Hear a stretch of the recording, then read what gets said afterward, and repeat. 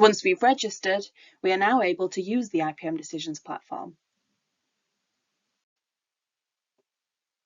Once a farm has been set up, users will always log straight into the DSS use dashboard, given an immediate summary of current pest risks.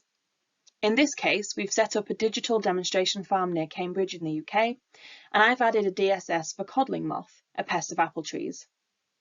As we can see, the DSS box for this pest in apples is green, indicating that this system is active and the model is forecasting a low risk for this week. If the box was grey, this would indicate that the system was inactive, i.e. this pest is not expected to be present as a risk to crops at this time, and the model is not running. Alternatively, the risk may be indicated as yellow, which is medium risk, or red as a high risk. As well as the colour risk status, there is also an alert on the model, the green exclamation mark.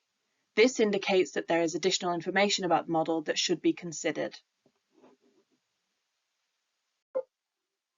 If we hover over the DSS box, we can also get some further information on what the model is doing.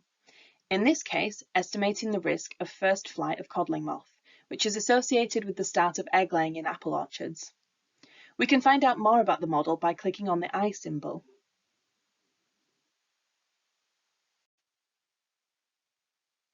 This gives a little more detail about the warning status and other background information. But let's look a little bit closer at the model outputs. If we click on the model, it opens up a detailed screen.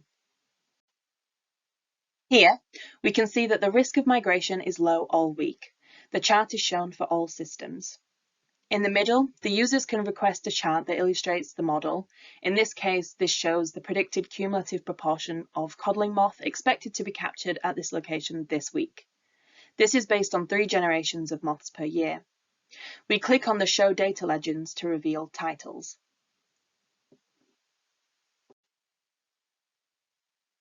Here, we can see that the green line is nearly at 100%, i.e. the first migration is complete, and the red line, the second migration, is over 70%, by which point the system assumes that the user has already reviewed the potential site-specific measures and actions required.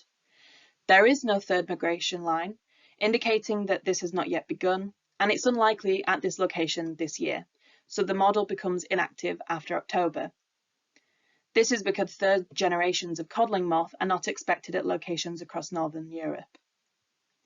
So location is an important aspect to improve the accuracy of the models. We can set up our location through the Farm Management tab on the left, and this is where you will be taken when you initially register on the platform.